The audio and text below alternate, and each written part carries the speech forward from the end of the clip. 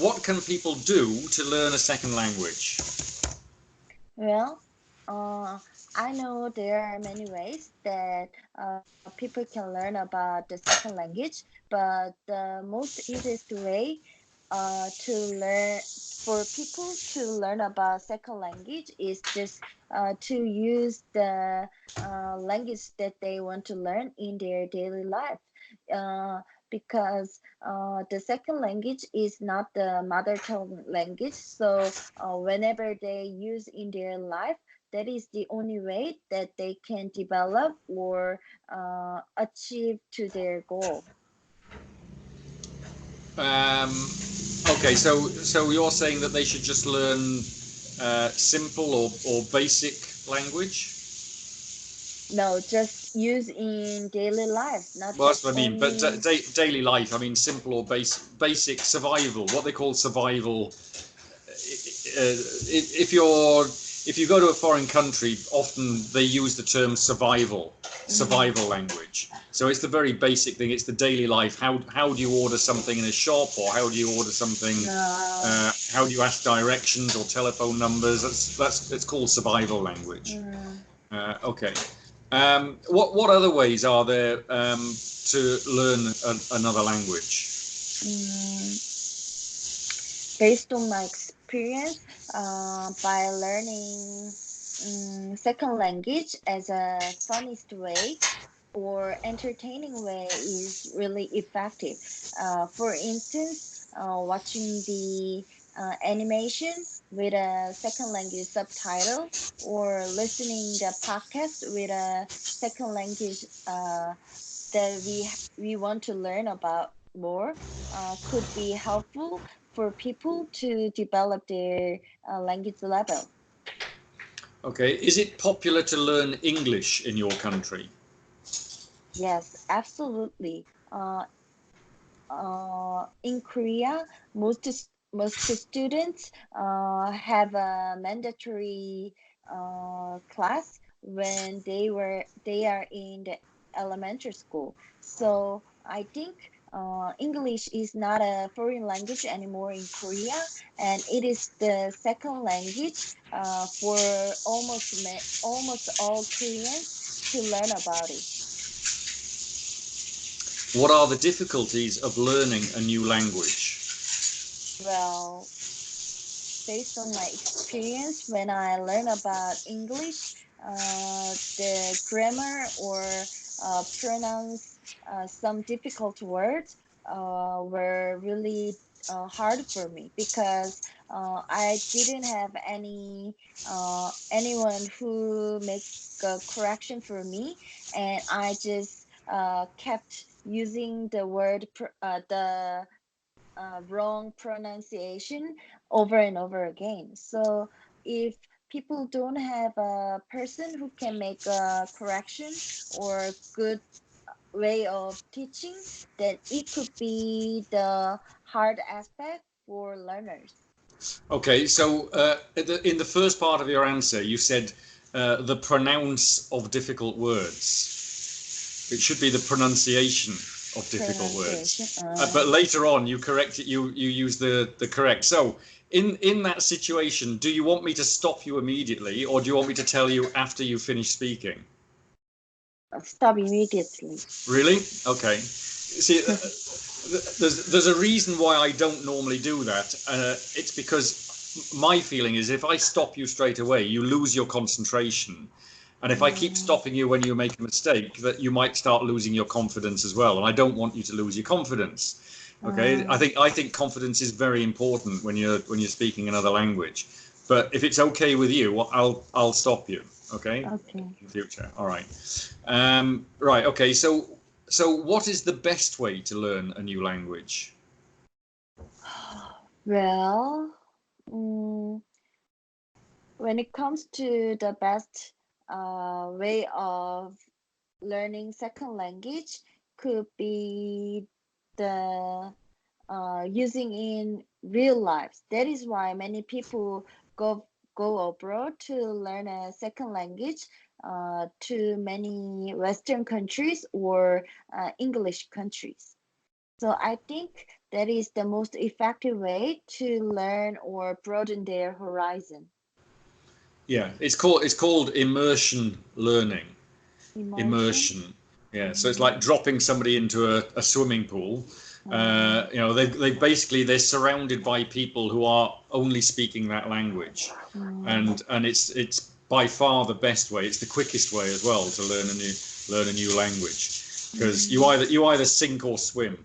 If you can swim with just a few words, then you're going to be okay. But the problem that I've seen sometimes with that is that people they don't overcome their shyness. They're very shy. They don't, they're ashamed of their English, and so they just retreat within themselves and they don't like to participate. But if people who are reasonably confident and say, okay, I'm just going to give it a go, and I think that you need to be surrounded by people who realize that you're trying to learn the language, and they don't make fun of you, they don't laugh at you when you make a mistake. They help you. As long as you're surrounded by people who support you when you're trying to learn another language. Okay, all right. Yeah, I mean your answers are very good answers. mm. What's your knowledge of the environment like? You have good knowledge of environment. No. Environment. Oh, good. Then you won't be able to answer these questions as well as you answered the last questions. Then. Uh, Okay. Oh, so I'll give you 1 minute to study the topic, and your time starts now. mhm.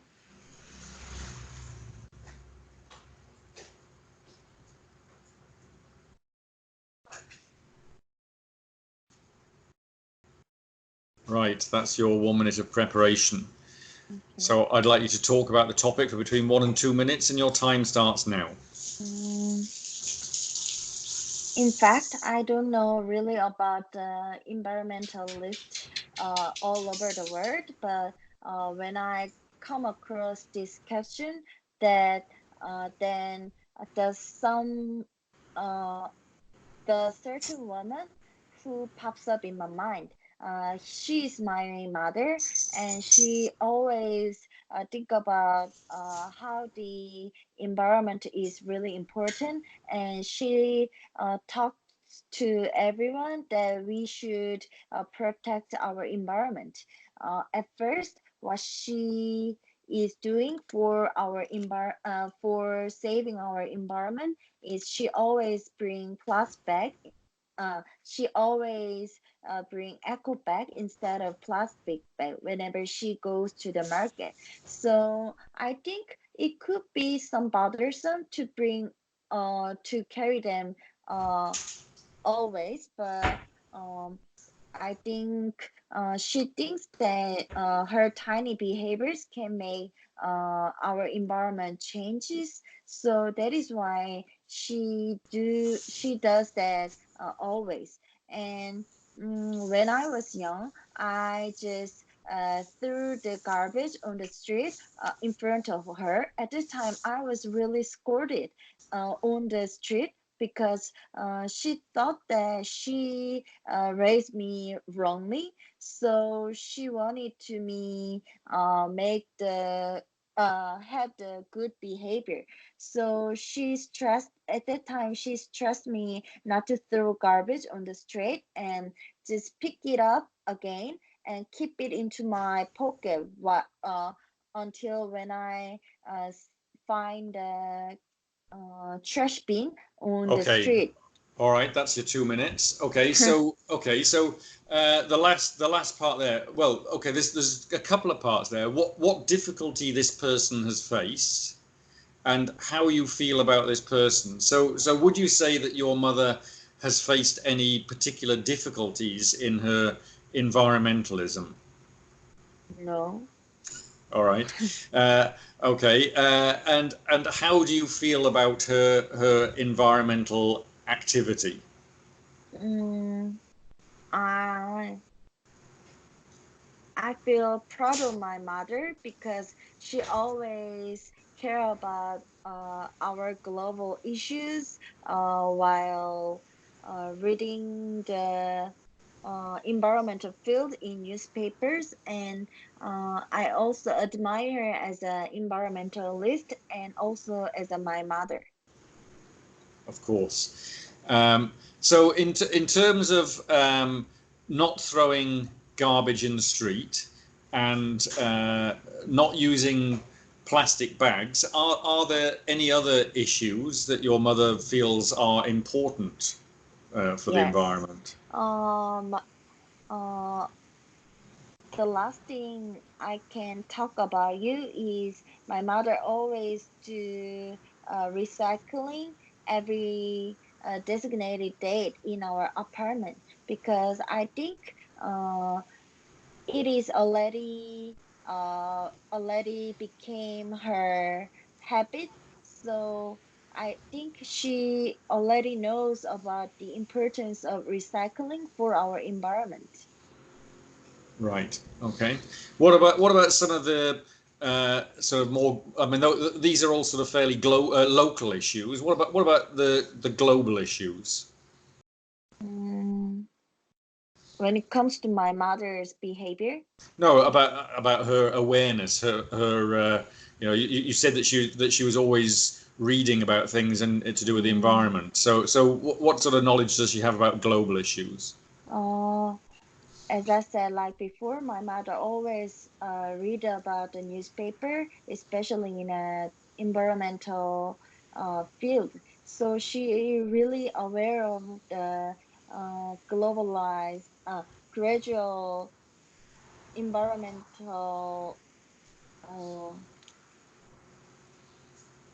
gradual, grad, gradual climate change these days. So she really has a lot of interest about the polar bear in North area, and she also want to save some energy in our home. So she always put off the light when we don't use anymore, and uh, walk she always walks near distance instead of using the transportation or driving her own car.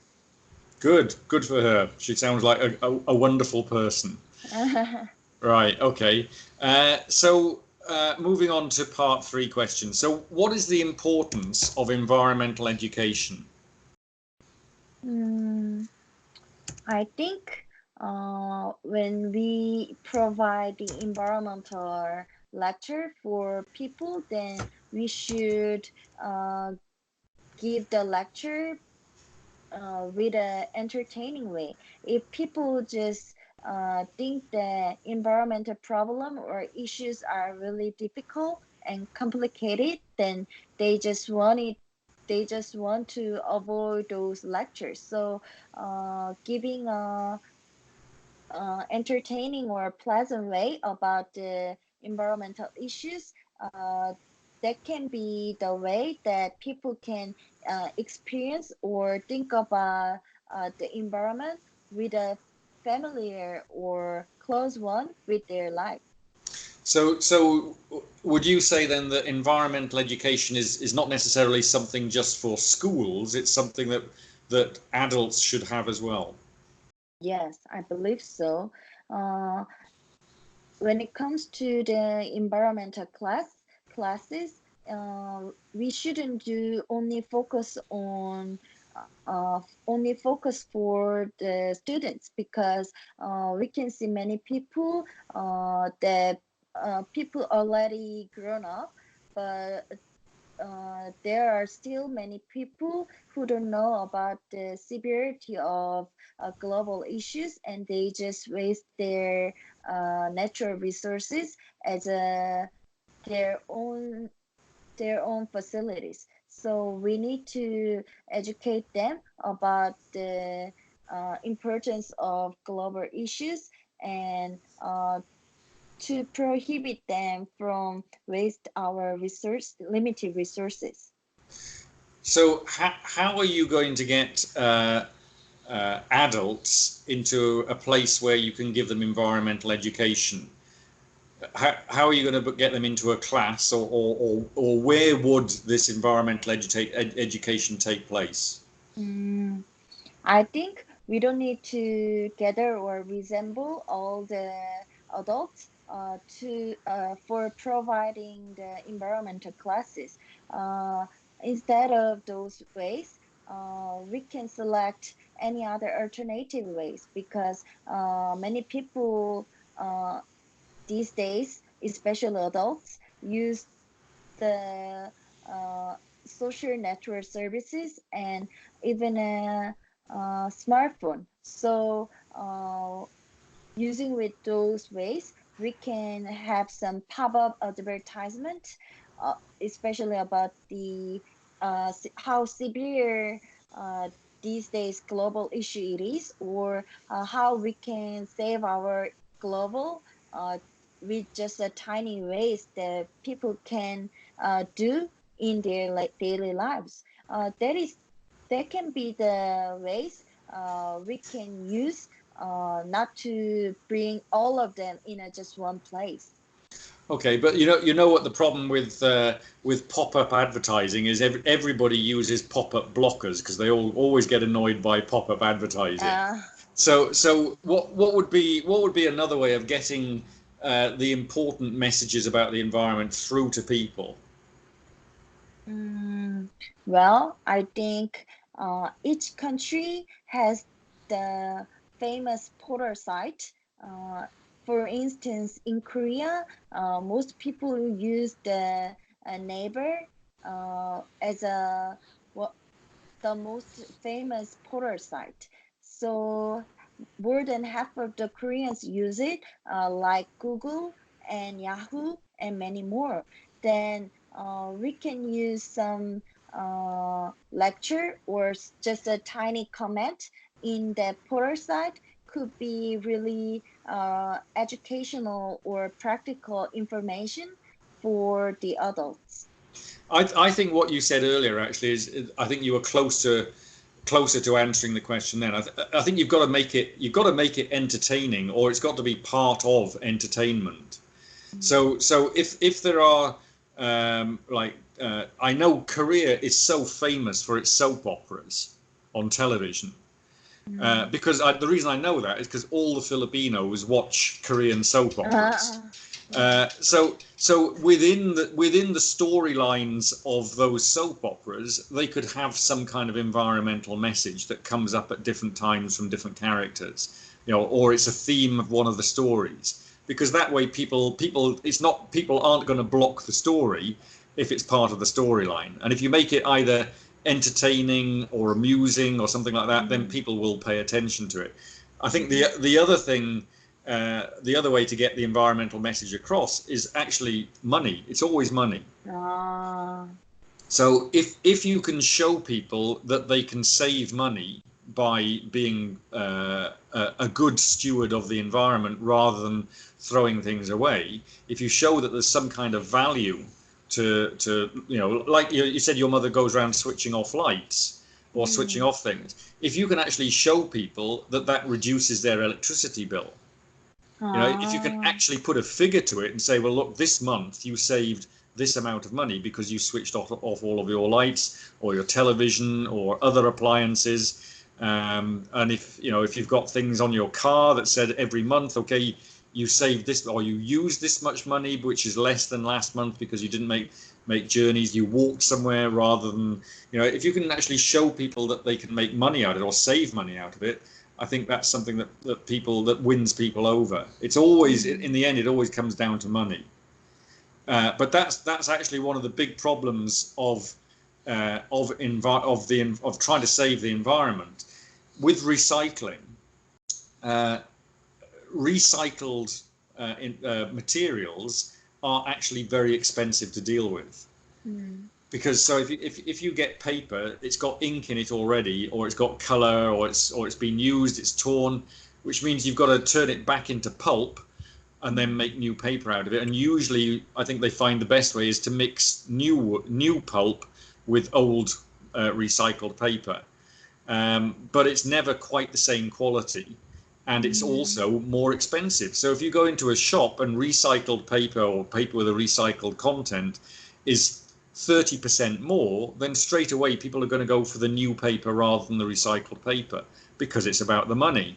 When I was in New Zealand, I went to a very, very large recycling centre that they'd spent millions of dollars building. And the difference in New Zealand at the time compared to in Korea, everybody segregates their waste, I believe. They have plastics and glass and metal. In New Zealand, they don't do that. Because this recycling centre, which they'd spent hundreds of millions of dollars building, they just said, you just turn up with the waste and there's so much equipment in there, it will sort everything out. So you just dump all of the waste in there and it goes along conveyor belts in all sorts of directions, and it diverts the glass in one direction, the metal in another direction. And when it's on the metal belt, it picks out the magnetic metal and it lets the aluminium go through. And plastic goes one place, and so everything's done automatically inside the building. Very, very impressive, and it was very accurate. We stood there watching it, picking out the metal cans and which ones were aluminium and which ones were magnetic. We watched all of this going on. The problem was when we left the recycling centre, which was in an industrial area, at the back of this, they had a very large yard there. The recycled paper was piled up almost as high as the building, and it was all together in bales. They tie it together so that they can send it, but they couldn't find anywhere to take it. So this stuff was just piling up and piling up and piling up, and in the end it was piling up for so long that it would get wet, and then it would start to fall apart, and so it was blowing all the way down the street. So that street where it was just a horrible mess of dirty paper blowing down the street, and it looked terrible. And they said, we can't find anyone to buy it, because it's not just, they could sell it for, say, $1 a ton, so that would be a large amount of paper for just $1. It doesn't. They could give it away. They could actually say you can take it away for nothing. The problem is the cost of moving it. So you've got to hire a truck driver. You've got to hire a truck. You've got to take it to wherever the place is where they can repulp the paper. Then it's got to be treated with chemicals and everything else to get rid of the inks. So really, there is no upside to recycle paper. It just doesn't have any real purpose at all. It's much cheaper to cut down a tree and to turn it into paper than it is to recycle paper. So that's one thing. Other things are more successful, like plastics and metal. You can recycle over and over and over again, and glass you can do the same. Glass almost has it's just like almost infinite. You can just keep recycling glass all the time. But some things and the problem with that is that new paper requires trees. So you're actually cutting down the very thing that is absorbing carbon dioxide out of the atmosphere. You're cutting down trees to make more paper, so you're always cutting down trees. I saw something this morning about the Amazon in Brazil, and they've had a new president in Brazil maybe a year or a year and a half ago, and basically he's just letting the loggers go in to cut down the Amazon rainforest. He's not interested in stopping it. And they show how fast now. I think they said that I think every day the area, Manhattan Island in New York. Yeah. Every day an area twice the size of Manhattan is cut down in the Brazilian rainforest. Every single day. And so that's one of the main areas for absorbing carbon dioxide in the whole world. So why doesn't he care about that matters? Money. Because the people who are cutting down the trees are paying him to look the other way and not do anything about it, and they're paying him a huge amount of money to look the other way. So the previous president was actually very good, although they were accused of being corrupt by the new president. Actually, the new president is worse than the previous president, and the old president actually did stop or slow down the deforestation in the Amazon. So it's getting worse. The problem is getting worse, and just the same as the next country to the Philippines is Indonesia. And 2 or 3 years ago, they were cutting the forest down so fast in Indonesia and burning it, not even using the wood, just burning it. Oh my God. And all of the smoke was blowing into Singapore, the next country. So the smoke was literally like you have dust coming from China. The smoke from Indonesia was going into Singapore. So, you know, these now all around the tropics, the rainforests are being cut down at a very, very rapid rate. So you know, so in the end, you sort of look at, well, what are the things that actually drive the environmental destruction? Why are we all over the place? Why are we destroying the environment? And why is it so much? Now, things. When I was young, they were saying about how the farming on land was not going to be able to keep up with the growth of human population because the population is growing so quickly. So I think in my lifetime, I think the world population has probably doubled at least twice. At least twice. I think it's now about 8 billion people. And so before it was obviously, you know, since I've been around, it's been 4 billion, now it's 8 billion, and it's still going up to probably 10 or 12 billion. And that is the problem. That's the problem, is that there are just too many people on the planet. And so you can segregate your waste, you can do so many things, you can switch off the lights, but really at the end of the day, it's the growing human population, because all of us want to have a better life. We all want to have air conditioning, we all want to have a car, we all want to have all of these material things, and that's the thing that's causing most of the problems, is everybody wants to have a more comfortable existence, and the only way we can do that is to exploit natural resources. So it's, you know, I'm not trying to depress you. I'm just saying, I'm just giving you some background on what it is. This was my job before I was teaching English. I was an environmental scientist. So I did that for about 15 years around different places around the world. So it's something, I know both sides of the argument. I know why we should do it, but I also know all the things that make it so difficult to actually stop people from trashing the environment. So if you've got a growing population, as I said before, you need to feed people.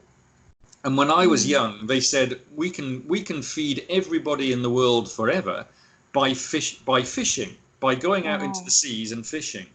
But the problem now is we've actually almost fished out all of the seas, the oceans, all over the world. The fish have disappeared because the ships that went out after the fish, the ships got bigger and bigger and bigger, and they basically became like floating factories where, you know, sometimes the nets that they put out for collecting fish when they're trawling are 30 kilometers long.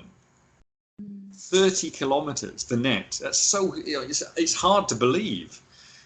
That would be like going probably from one side of Seoul to the other side of Seoul, 30 kilometers across. That's the size of the net that they're using for pulling in the fish. And that's just one ship. And there are many ships all around the world doing that. So a lot of the fish are disappearing. Where I live here in Davao City, it started as a fishing port. Now the fishermen can't catch anything. They go out every day in their boats and they come back with like a few small fish like that, and they can't sell them, so they just use it for their own family. So they still go out and they still take, and this is the problem, they're now taking the young fish. So the fish can't breed and grow. They can't grow to maturity to an age when they can breed. They're eating the very young fish. So when you've eaten all of the young fish, there's no fish. So these things are just getting worse. Do you know about the in the middle of the Pacific Ocean, about how much plastic there is floating in the middle of the you haven't heard about that? Yeah. Right in the middle of the Pacific Ocean, there is a huge area of plastic. Where are they come from? Philippines, Vietnam, Indonesia, China, Hong Kong, Taiwan, probably Korea, probably Japan as well. It's all coming from they say that these countries here, the countries that we live in, are actually producing more than 50% of all the plastic that's going into the sea, because people just throw their plastic bags away. Oh my God. And then it gets washed into it goes down a drain. At the end of the drain, it goes into the sea, and then it gets washed out into the sea. So in the middle of the Pacific Ocean, there's a huge, it's like the size of a large country just of plastic sitting on the top of the sea. So there's a lot of things that people need to know about the environment, and people have to change their habits. But it's so hard to get people to change their habits. You know, people want to drive their car into work. They don't want to ride a bike. You know, all of my students are nurses, and some of the questions that will come up later on are about, would you ride a bicycle to work? And they all say, no, I wouldn't ride a bicycle to work. But it really, okay, well, how far do you live from your hospital? It's like, well, yeah, but it's too far, and they give you 5 different excuses about why they can't ride their bicycle to work. And I understand that. I do understand it. It's like, here, I should ride a bicycle here. But the reason I don't is that the roads here are so dangerous for cyclists that I wouldn't survive very long if I rode a bicycle here. But we all have our own excuse, and so we all say, oh, well, you know, somebody else should do it, but not me. So really, it comes down to governments. Governments have got to take much stronger action. So in the Korean cities, from what I've talked with my other students, you don't have many areas where you have cycle lanes, exclusive roads for bicycling, you know, for riding a bike. From what I've heard, there's only a few places, maybe in Seoul, maybe 1-2 small places, in some of the other cities, but most of the cities don't have a cycle lane. Now, in Europe and America, many of the cities in America, they have a proper lane for riding a bicycle that nobody else can go into. And in that situation, it's much pleasanter to ride a bike. You haven't got cars cutting through you, and you're not going to get knocked off, and you're also not clashing with pedestrians, people walking down the side of the road. But governments have got to pay for that, and the taxpayers got to pay for that. It's expensive. But London has it. London has a very large network now of cycle lanes through the city, and I think most of the large British cities now do that. And I think places in America are doing it. A lot of places in continental Europe are doing it. So I think Asia has got to start doing it. But again, the problem there is it's you know, 1 is you put in a cycle lane. 2 is the distance that people live away from where they work. If they live, you know, more than, say, 5 kilometers, they're going to say it's too far to ride a bike. Yeah. If they live in a place that's very hilly, they're going to say, well, it's too tiring, I can't possibly do it. If it's a place like the Philippines where it's very hot, or Korea in the winter where it's very cold, they're going to say, oh, I can't do it in the winter, or I can't do it in the summer because it's too hot. You know, people always come up with excuses about why they can't do these things. So it's difficult. It's actually very, very difficult to get people to change their habits. Really, we should all live very close to where we work, and that would solve the problem. Right, okay, so I've given you a long discussion on environmental issues. So the next question is, how should we protect the environment?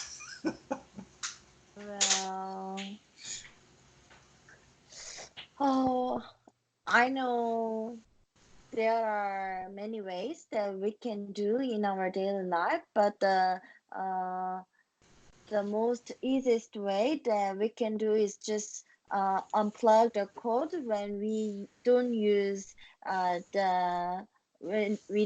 some electronic devices, such as microwave oven, or in summer when we use the fan.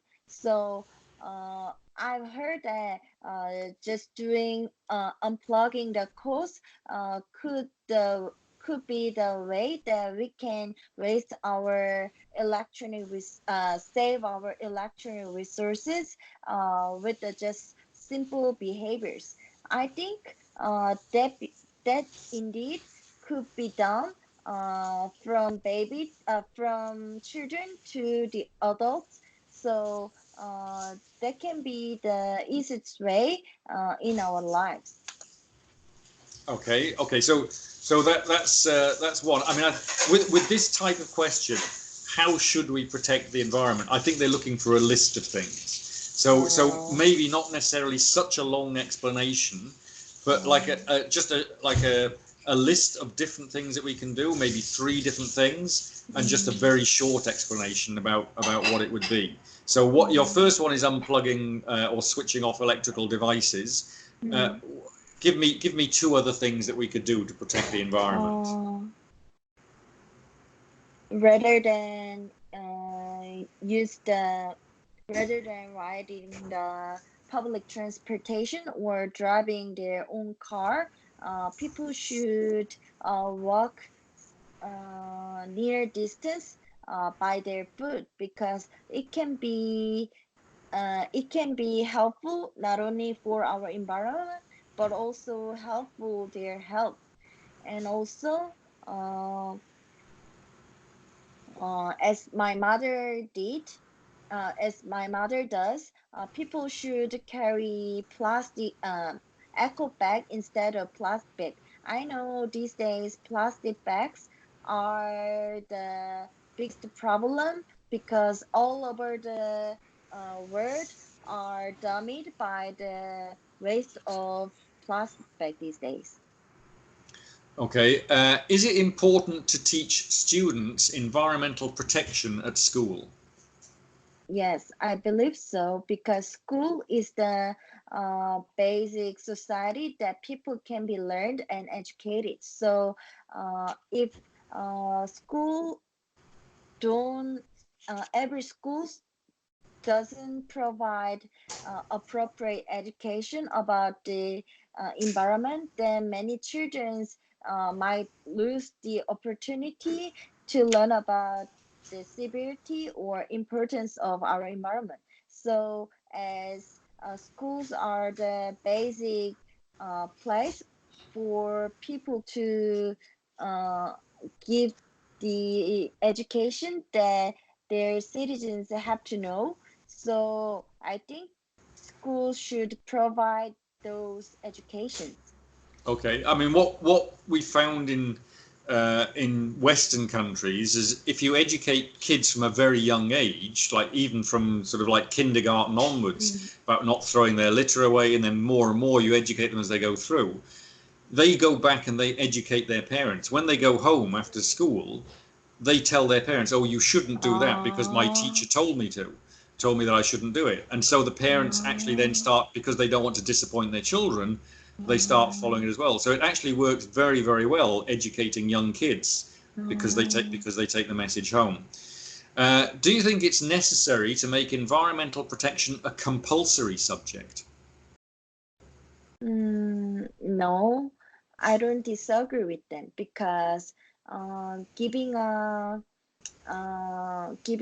lecture about the um, environment is really necessary, but providing those lecture with a mandatory or compulsory way could be really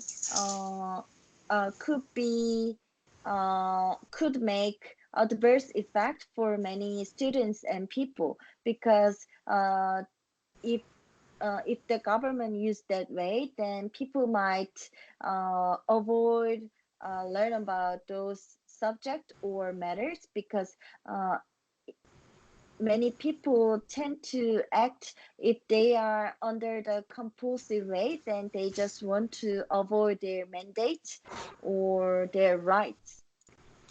I would disagree with you, but I what I would say I think would be an effective way of doing it is that you make environmental protection a component of every bit of training that you give to people. So whatever people are studying. So if you're studying even as a nurse, you have, through your, not you personally, but as a nurse, people have an effect on the environment. So in the case of nurses, you segregate waste. You have like red bags and black bags. So when you're throwing away your gloves or needles and syringes and things, they go into different bags. Okay, what happens to them afterwards? Where do they go afterwards? Why do you put it in a red bag? What's the point of putting it in a red bag or a black bag? Mm. So So what happens is they have a different way of disposing of them. So if it's in a red bag, maybe I don't know what goes in a red bag. Is it gloves? Is it swabs or Uh, bandages or something like yeah. that? Yeah. So that stuff actually gets incinerated. So they burn it and it goes up into the atmosphere. Um, Okay, so which is not a good way to dispose of, if you're trying to be environmentally friendly. So they should find another way. Maybe there's another way of treating that waste. So it's something that should be part of the education. You should be able to tell me immediately where your waste goes. Uh, I did it before I left the UK in 2005 or 6, 2005, I think. I took part in an environment agency. I was a consultant for the government agency for the environment, and we had to go out and interview a wide. They wanted to get an idea of every single kind of business in the UK. What kind of waste do they produce? So whether it's an office, a shop, different kinds of shops, whether it's a laundry, it might be an abattoir where they slaughter animals, hospitals, even the army. I had to go into an army camp and mm, ask the army. So everything we had to go. And when you think about it, if you think about the army, you think, well, what waste is in the army? It's like any other town. They have mm, food waste, they have chemical waste, they have all the things. They've got all of that. Plus, they've got their own complicated waste for military equipment or something like that. So we had to go in and categorize everything from every single oh, business. So if I went into a shop, they'd be saying, oh well, there's this stuff out the back, and I'd be looking and I'd say, well, what do you do with the light bulbs? When the light mm, bulbs, how do you dispose of the light bulbs? So it was everything, bits of paper, receipts, plastic, all the packing that comes in when they deliver the new goods and they strip off all the packing. What do you do with the plastic when you put stuff on display? So we had to do mm, everything. So I think people and of course the people that I was talking to had never thought of this. It's something that they do every day, but they'd never really thought of it in terms of, well, where does that waste go? What do we do with it? Where does it end up in the end? And most waste, unfortunately, ends up in what they call a landfill. They just throw it into the land, and when the valley is full, they put earth on top of it, and that's it. That's how most waste ends up.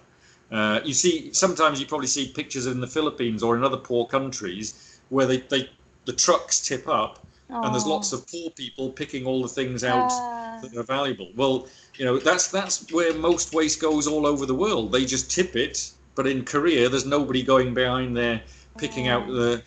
And so when the valley is full, they just put a layer of clay on the top of it, and that's it. That's where it stays. But the mm, problem with that is that when it rains, the rain finds its way through the clay, mm, and then it finds its way out somewhere else. At some point, there's going to be a place where the water is draining out normally, but the water that comes out is very, very toxic. So that mm, kills all of the fish in the stream, probably kills a lot of the plants, and eventually it gets into the sea and it causes the sea to be toxic as well. So mm, we should all, I think that every single training, whether you're an architect or a nurse or a doctor or an engineer, I think everybody should have some component in their course before they graduate where they've got to answer some kind of examination to make them think about when they go to work, where does our waste go? How can we improve it? How can we do a better job? I think if you did that, I think then it wouldn't be just a compulsory subject, it would be part of the subjects that you're already studying. And I think that would be one way to get everybody thinking about improving the environmental impact. Okay, I've been talking for too long, and uh, I've kept you here for 5 minutes past the end of the class, so I apologise for that. But it's some no, ideas. All it is, it's some ideas. You've got some more oh, ideas to think about. So, if these questions come up, maybe 2 or 3 of them will come back into your mind. You say, "Oh, I remember uh, Angus talking about this for about 25 minutes." So, if you found this IELTS class useful, informative, or entertaining, please give it a like, subscribe, and share with other people who you think might benefit from these live IELTS class videos using actual examination topics. Most of the students participating in these classes are now living their dream in English-speaking countries around the world. If you want classes with me, you can contact me on X, LinkedIn, MS Teams or Viber. Details are given in the description below or on the About page for this channel. Thank you.